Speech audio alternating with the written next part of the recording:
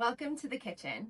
Today we are making one of my favorite breakfast recipes. It's really easy to fall into a rut of eating really high calorie, nutrient void foods for breakfast. Things like packaged muffins or bars and forgetting about wholesome ingredients first thing in the morning. But I hope that today's recipe will convince you that you can have the great ingredients first thing in the morning too. So something I was actually thinking as I was setting up to make this quiche recipe, and I was telling my husband as I was getting the ingredients out, is that it actually took me longer to prepare this recipe for this cooking video than it would on a normal day.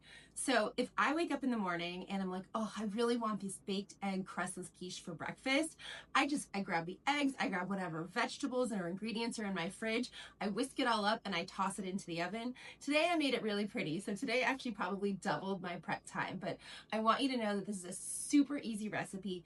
Anyone can make this on any weekend. Even if you have kids that have 3 soccer games and dance classes, you can do it and you can have a wholesome, hearty breakfast any weekend. So here we have on my cutting board, we have a dozen eggs that I've already cracked. We have a cup of milk. Most recipes for quiches will tell you to use whole milk or heavy cream. I use 2% milk. There's absolutely no reason to have to use heavy cream in this dish. Use any milk you like. Use oat milk, almond milk, soy milk, you name it, any milk will work. It doesn't matter. I am doing a vegetarian quiche today. So we have tomatoes, we have scallions, we have some cheddar jack cheese, broccoli, and some shiitake mushrooms. You can put anything you want in this quiche. If you like peppers, throw them in. Bacon, prosciutto, pepperoni, whatever. Whatever's in your fridge, whatever tastes good to you in your eggs, throw them in this dish. The sky is the limit.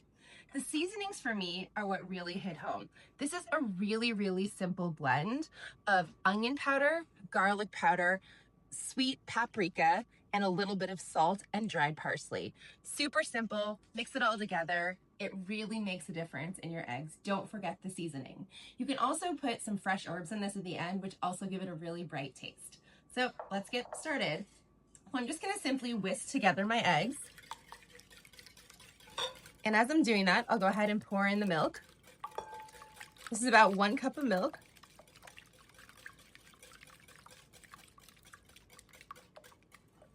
And you want to whisk it until your eggs are nice and broken up. Now I'm going to add my seasonings right into the egg mixture so that they get nice and whisked in all together and evenly distributed. And that's all you have to do for the eggs. They're ready to go into the pan. Now, some people will argue that when you're making a quiche, you should stir all of your ingredients right into your egg mixture while it's still in the bowl. I'm not on that team. I like to actually pour my egg mixture into the pan that I'm gonna bake with. I have a Corningware dish here that I just sprayed with a little bit of nonstick spray so everything doesn't stick. I like to pour my egg mixture in first. And then I like to add my ingredients. You can really do this in any order. I like to do it this way, but because you never know with vegetables. They're all slightly different sizes. The tops of your broccoli could be different sizes, a little bit larger, a little bit smaller.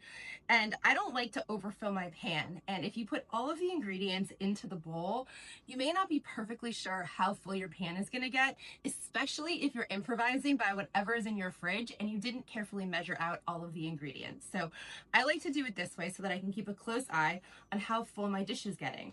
We don't wanna fill this all the way to the top because as the eggs bake, they are gonna puff up and expand. And it's one of the ways that you'll know that your dish is done. The eggs will puff and they'll pull away from the sides and it will set all the way around. That's how you'll know it's ready to take out of the oven. So we've got mushrooms, we've got our broccoli. It's gonna be such beautiful colors. Tomatoes, scallions, and last but certainly not least, this is a cheddar jack blend of cheese. Now I'm gonna leave a little bit of cheese on the end just for a moment. I'm gonna stir this all together so it gets nice and mixed around. And the cheese gets worked through all the way of the eggs so that you don't want all of your cheese just on top or else you don't have the cheesy bite at the very bottom too. So I like to make sure that we have our ingredients very thoroughly mixed in so that you get even bites throughout your quiche. And then I'm gonna top it with the rest of my cheese and pop it in the oven.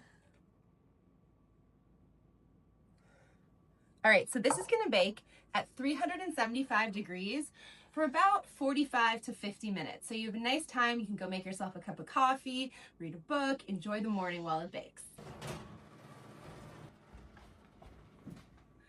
Now our quiche is out of the oven. You can see it's perfectly golden. It's pulled away from the edges and it's completely set in the middle. So we know that this is done. I'm gonna let this cool for about 5 minutes before we dig in, and then we'll have an amazing nutrient-packed breakfast.